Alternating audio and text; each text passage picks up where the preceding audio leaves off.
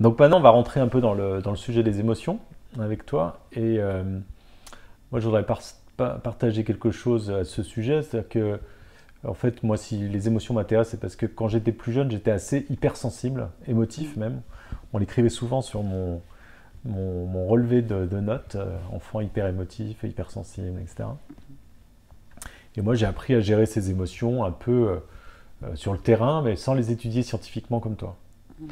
Donc, j'ai essayé de les réguler à travers le corps, à travers les pensées, en faisant des exercices de relaxation, tu vois. Et donc c'est le sujet qui m'a intéressé dès le plus jeune âge parce qu'il m'a impacté un peu négativement, il m'a un peu bloqué dans ma vie de départ. Et je me demandais si toi, c'était aussi peut-être un peu l'origine de tes recherches, cette volonté de vouloir faire rentrer les émotions dans des cases, tel un scientifique qui trie les données, qui les mette voilà, au bon endroit pour pouvoir les contrôler. D'où vient tout chez toi ce besoin d'aller étudier les émotions? Tu veux une réponse, une vraie réponse. Ah oui. Alors oui, moi ça a été vraiment, ça me parle beaucoup ce que tu dis parce que moi l'émotion, en fait ça m'envahissait. Et aussi le côté hypersensible, c'est parfois on attrape les émotions des autres et on n'arrive pas à faire la différence, donc on les prend pour siennes en plus. Donc oui, ça a été pour moi très compliqué. L'adolescence c'était pour moi vraiment, j'aimerais pas m'avoir comme ado. Donc ça vraiment, ça a été très très compliqué. Et du coup, moi la porte que j'ai trouvée, c'était vraiment l'émotion. Mais en fait, l'objectif, c'était pas de mettre les émotions dans les cases. Parce qu'en fait, moi, les émotions, je les comprenais pas. Donc en fait, je comprenais pas ce qu'ils devaient me dire. Donc il y avait vraiment ce côté-là, ok, il y a colère, mais de quoi ça me parle? Parce que moi, je pouvais avoir des colères et je sais, j'ai encore une personne auquel je pense, j'ai vraiment explosé de colère et je l'ai terriblement blessée. Et du coup, voilà, c'est pas une colère qui est de 1, qui monte à 2, à 3, qui peut s'exprimer à 4. C'était sur une échelle de 10, sur une échelle de 7, on était à 10, tu vois. Et donc, c'est ces moments-là où, pareil de peur, ça pouvait vraiment... tu vois, ça a été vraiment, vraiment violent. Et donc, en fait, moi, d'abord, j'ai comme toi, ok, c'est quoi les premières régulations? Mais ensuite, c'était vraiment, c'est quoi le message? Si elles sont venues là, elles sont venues pour me raconter un truc. Et moi, c'est là où j'ai commencé la recherche à la fois scientifique et pratique, parce qu'il faut que je le remouline par l'expérientiel pour que ça connecte. Mais tu vois, la colère, c'était de quoi elle me parle. Ma mère, elle me disait, à des moments, elle dit, bon d'accord, aujourd'hui on a compris, c'est ta journée fin du monde, donc on va attendre demain, ça ira mieux. Tu vois, en termes d'exemplarité, de gestion émotionnelle, moi, je pense qu'elle a fait comme elle pouvait, mais moi, ça ne m'aidait pas. Tu as aujourd'hui une journée de douleur du monde. C'est compliqué à comprendre. C'est quoi un déclencheur de douleur du monde? Donc, du coup, je suis vraiment allée à essayer de comprendre chaque émotion. Ok, la colère, elle me parle de quoi? Elle me parle d'une offense de limite. Du coup, déjà, comprendre ça d'un point de vue scientifique, moi, ça m'a aidé. Mais du coup, il me manquait encore une case. Parce que c'est quoi pour moi une offense de limite? Et est-ce que toutes les offenses de limite ont le même poids?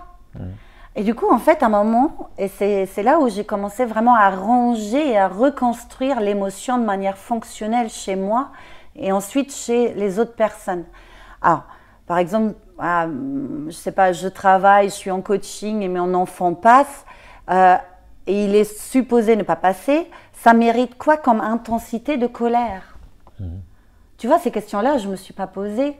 Et du coup, je me suis vraiment posé, un collègue qui m'aura un dossier en retard, ça mérite quelle intensité? Quand ça arrive la première, la deuxième. Et puis, une fois j'ai compris que ça touche une valeur à telle intensité, bah, qu'est-ce que j'en ai comme conséquence en plan d'action? Moi, je pouvais, quand il y avait des personnes qui travaillaient avec moi, ils touchaient 1 ou 2 points, mais je pouvais couper la relation. Alors, du coup, ce n'est pas non plus la seule option.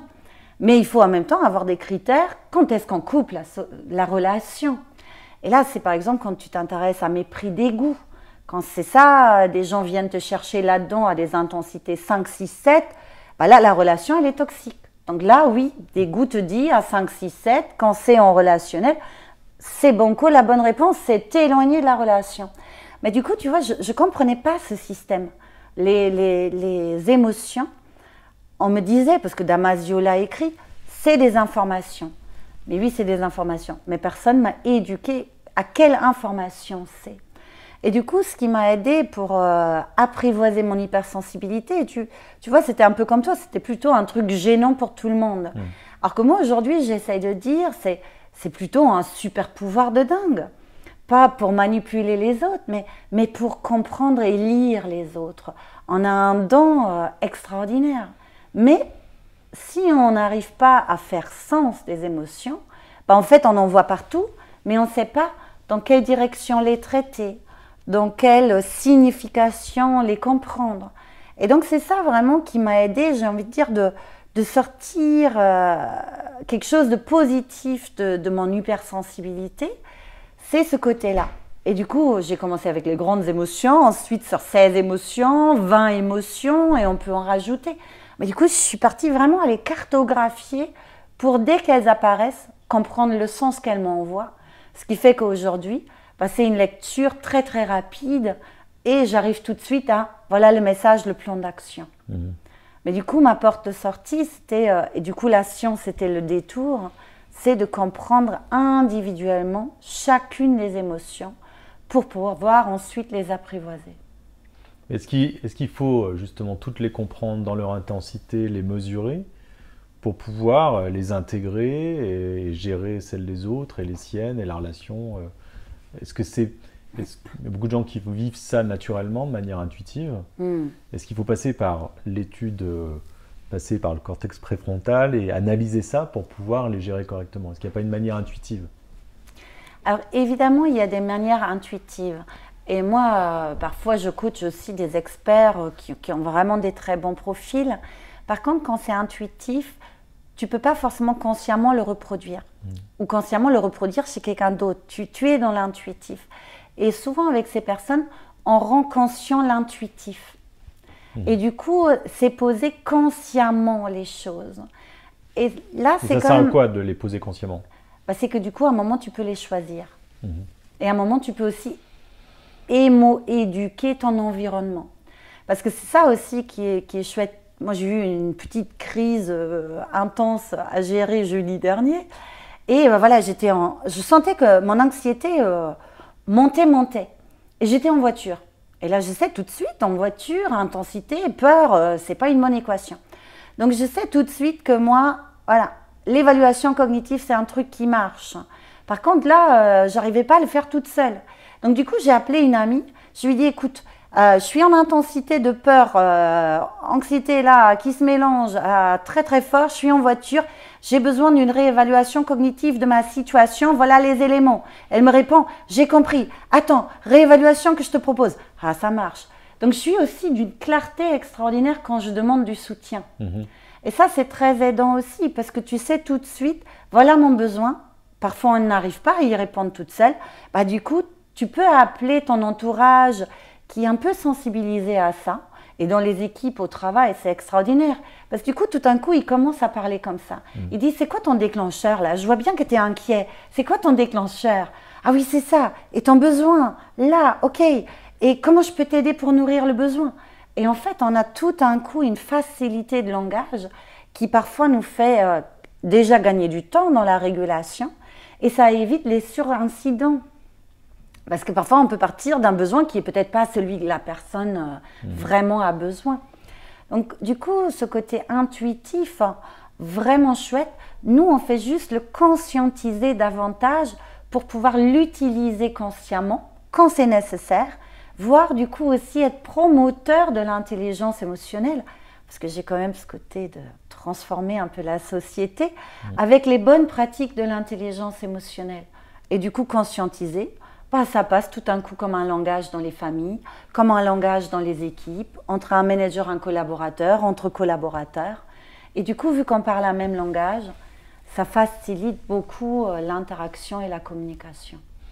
D'accord, mais si on n'est pas un spécialiste de l'intelligence émotionnelle, et qu'on ne décortique pas à ce point, qu'est-ce qui peut être pratique pour quelqu'un lambda pour bien comprendre ses émotions, les émotions de l'autre et éventuellement quelques déclencheurs, mais comment on peut avoir une approche un peu simplifiée parce que toi tu es une spécialiste donc tu peux sortir les outils, les utiliser à bon escient au bon moment, mais quelqu'un qui n'est pas un spécialiste, qui n'est pas étudié comme toi, comment il peut faire pour s'en sortir?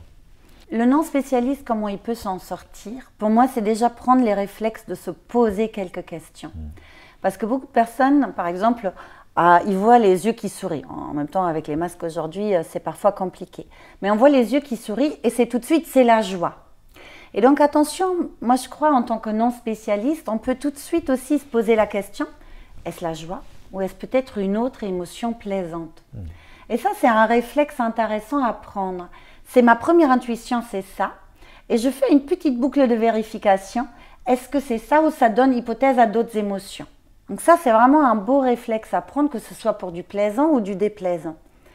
Et après, il y a un deuxième réflexe, c'est en quoi l'état émotionnel peut être utile. Je ressens de la colère, en quoi c'est utile? C'est quoi le message? Ça m'aiderait à faire quoi? J'ai un collègue qui est en colère, c'est peut-être pas agréable pour moi à vivre, mais attends, je vais lui poser deux questions. Ta colère, elle parle de quoi? C'est quoi le message qu'elle t'envoie? On va creuser, ok. Et puis, en quoi elle pourrait être utile? J'ai vécu une injustice, c'est peut-être l'énergie pour rétablir, pour être dans l'affirmation. Super. Et là, la personne, elle part déjà avec quelques grilles.